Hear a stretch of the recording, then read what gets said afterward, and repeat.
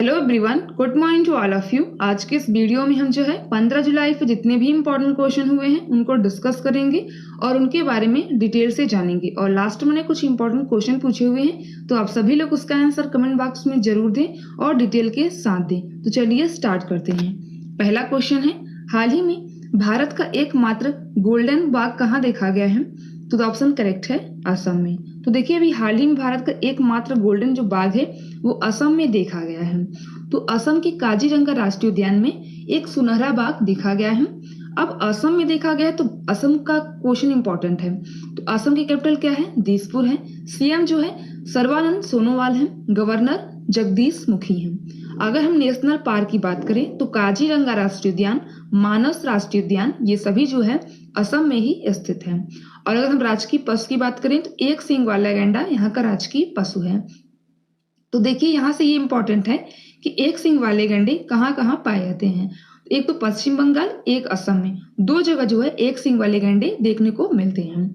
और अगर हम राजकीय बर्ड की बात करें तो श्वेत बतख यहाँ का राजकीय बर्ड है। और लोक नृत्य भी यहाँ का इंपॉर्टेंट है। तो देखिए, बिहू यहाँ का लोक नृत्य है, तो ये भी आप ध्यान रखिएगा। अगला प्रश्न है, हाल ही में इसरो के प्रमुख के सिवान को किस पुरस्कार से सम्मानित किया गया है? तो देखिए, अभी हाल ही में जो इसरो के प्रमुख है के सिवान, उनको जो है वान करमन पुरस्कार से सम्मानित किया गया है। अब ये जो है इसरो के प्रमुख है और इन्हें सम्मान से सम्मानित किया गया है, तो इसरो इंपॉर्टेंट है। तो देखिए, इन्हें पहले जो है 2021 में इस पुरस्कार को दिया जाएगा। 2021 मार्च में के सिवान को इस पुरस्कार सम्मानित किया जाएगा। और इनका नाम जो, अगर हम पूरे फुल फॉर्म की बात करें तो इनका नाम है डॉक्टर कैलाश वादु शिवान है। और इन्हें जो है 2021 में मार्च में इस पुरस्कार को दिया जाएगा। अब इसरो की बात आई है तो बात कर लेते हैं इसरो के बारे में। इसरो का फुल फॉर्म क्या होता है? Indian space research organisation. इसकी स्थापना 15 अगस्त 1969 में हुई थी। और अगर हम अध्यक्ष तो यही है के सिवान ही हैं। और अगर इसरो के संस्थापक का नाम भी इंपॉर्टेंट है, कई बार पूछा जाता है कि इसरो के संस्थापक कौन है। देखिए, विक्रम अम्बलाल साराभाई जो है इसरो के संस्थापक है। और इसका जो हेडक्वार्टर है वो बेंगलुरु में स्थित है। ये इंपॉर्टेंट है। इन्हें जो है 2021 मार्च में वान करमन पुरस्कार से सम्मानित किया जाएगा। अगला प्रश्न है, हाल ही में भानुभक्त आचार्य की जयंती कहाँ मनाई गई है? तो देखिए, अभी हाल ही में ये नेपाली कवि हैं, तो अभी हाल ही में इनकी जो जयंती है वो सिक्किम में मनाई गई है। तो नेपाली कवि हैं अभी आदिकवि भानुभक्त आचार्य, इनकी जो है 206वीं जयंती को 13 जुलाई 2020 को सिक्किम में मनाया गया है।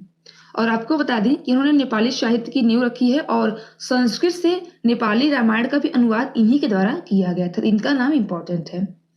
अब सिक्किम की बात आई तो बात कर लेते हैं सिक्किम के बारे में। देखिए, सिक्किम की जो कैपिटल है वो है गैंगटोक। यहाँ के जो सीएम है वो है प्रेम सिंह तमांग। और यहाँ पे जो राज्यपाल हैं गंगा प्रसाद हैं। और कुछ इंपॉर्टेंट क्वेश्चन सिक्किम से पूछे जाते हैं, उसके बारे में जान लेते हैं। देखिए, नाथुला दर्रा, ये मोस्ट इंपॉर्टेंट क्वेश्चन है। हमेशा एग्जाम से पूछा जाता है कि नाथुला दर्रा किस राज्य में स्थित है, तो यह जो है सिक्किम में स्थित है। और कंचनजंगा राष्ट्रीय उद्यान, ये भी जो है सिक्किम राज्य में ही स्थित है। और आपको बता दें कि जनसंख्या की दृष्टि से सबसे जो छोटा राज्य है वो सिक्किम ही है। अगर हम इसकी स्थापना की बात करें तो 16 मई 1975 में सिक्किम राज्य की स्थापना की गई थी। लोकसभा सीटों की बात करें तो 1 है, राज्यसभा सीटें भी 1 हैं और विधानसभा सीटें 32 हैं। तो ये इंपॉर्टेंट है। यहाँ जिलों की संख्या अगर हम बात करें तो यहाँ पर 4 कुल जिले हैं। तो ये सिक्किम से इंपॉर्टेंट है। अगला प्रश्न है, हाल ही में किस राज्य सरकार ने सभी आपातकालीन सेवाओं को एक ही नंबर से जोड़ दिया है? तो देखिए, अभी हाल ही में करेक्ट आंसर है उत्तर प्रदेश के द्वारा। तो देखिए, अभी हाल ही में उत्तर प्रदेश गवर्नमेंट ने सभी आपातकालीन सेवाओं को एक ही नंबर से जोड़ दिया है। तो देखिए, इसके बारे में जान लेते हैं। तो उत्तर प्रदेश सरकार ने जितनी भी आपातकालीन पुलिस हेल्पलाइन नंबर 112 के दायरे में विस्तार किया है।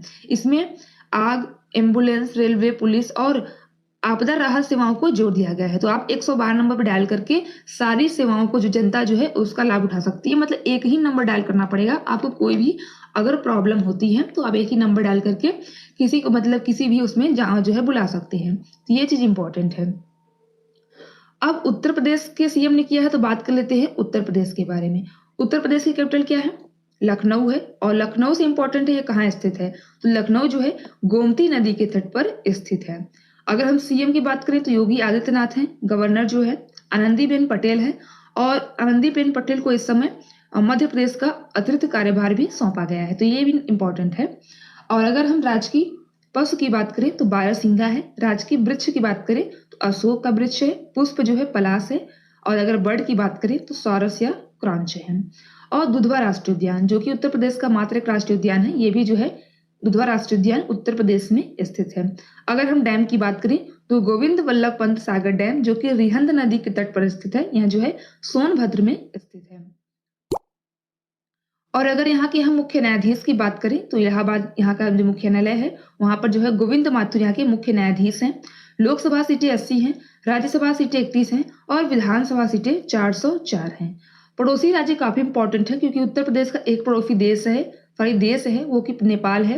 राज्यों की अगर हम बात करें तो यहाँ की जो सीमा है वो 8 राज्यों से लगती है, तो उत्तर प्रदेश की सीमा 8 राज्यों से लगती है और पड़ोसी देश जो है एक है जो कि नेपाल है, तो ये उत्तर प्रदेश से इतना इंपॉर्टेंट है। अगला प्रश्न है, हाल ही में प्रधानमंत्री स्ट्रीट वेंडर्स आत्मनिर्भर स्वनिधि होगा यहाँ पे योजना को लागू करने वाला सबसे आगे कौन सा राज्य रहा है?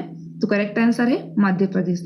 तो देखिए अभी हाल ही में प्रधानमंत्री स्ट्रीट वेंडर्स आत्मनिर्भर स्वनिधि योजना को लागू करने वाला सबसे जो आगे राज्य रहा है वो मध्य प्रदेश ने इसकी शुरुआत की हुई है। अब इसके बारे में बात कर लेते हैं। तो देखिए कुछ समय पहले ही जो है अभी जो भारत के प्रधानमंत्री नरेंद्र मोदी ने इसकी शुरुआत की हुई थी।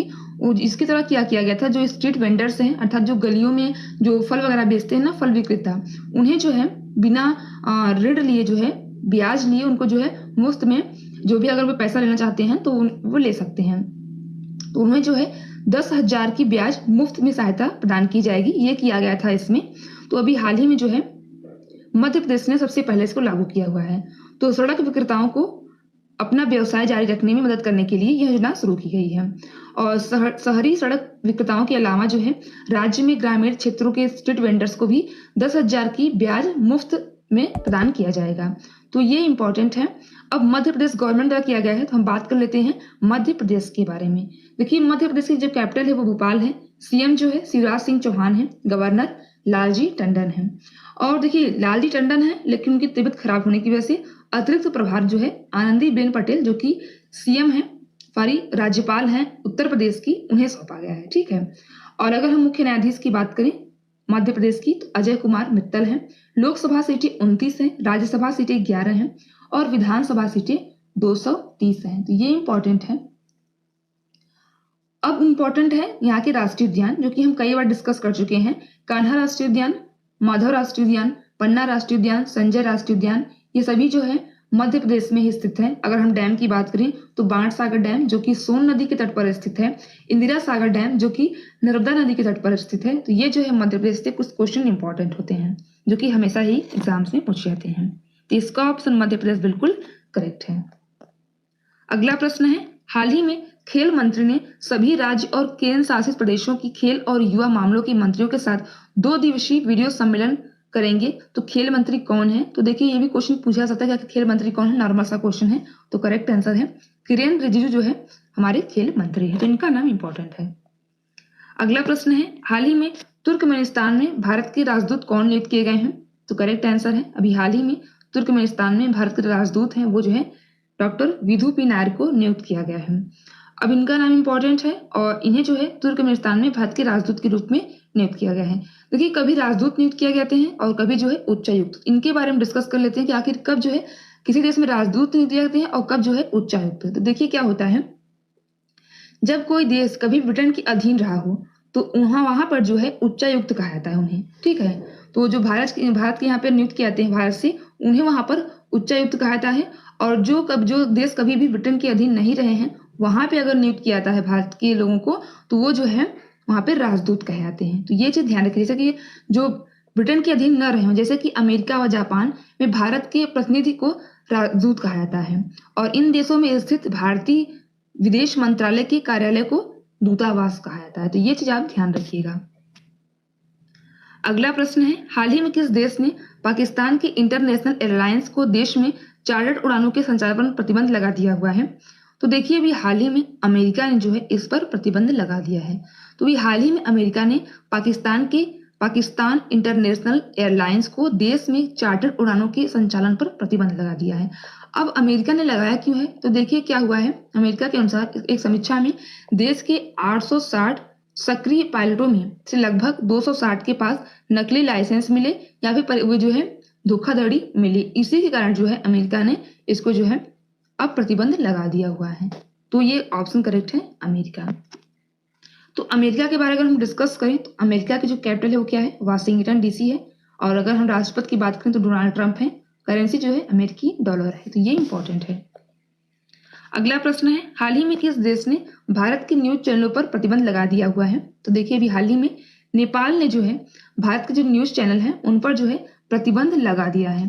अब बात कर लेते हैं कि जो नेपाल में ऐसा किया किस लिए है।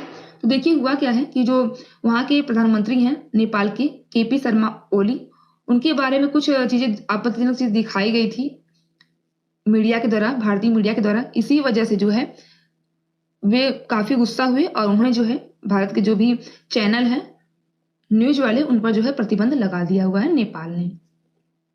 अब नेपाल ने लगा है तो बात कर लेते हैं नेपाल के बारे में। नेपाल की कैपिटल क्या है, काठमांडू। और प्रधानमंत्री तो ये हैं केपी शर्मा ओली, इनका पूरा नाम है खड़ग प्रसाद शर्मा ओली। और अगर हम राष्ट्रपति की बात करें तो विद्या देवी भंडारी हैं। तो ये इंपॉर्टेंट है। अगला प्रश्न है, हाल ही में किस राज्य के दर्पण मोबाइल ऐप को एलायंस एक्सीलेंस अवार्ड 2020 दिया गया है। तो देखिए अभी हाल ही में छत्तीसगढ़ का ये अवार्ड है, छत्तीसगढ़ का ऐप है जिसको जो है एलायंस एक्सीलेंस अवार्ड 2020 दिया गया है।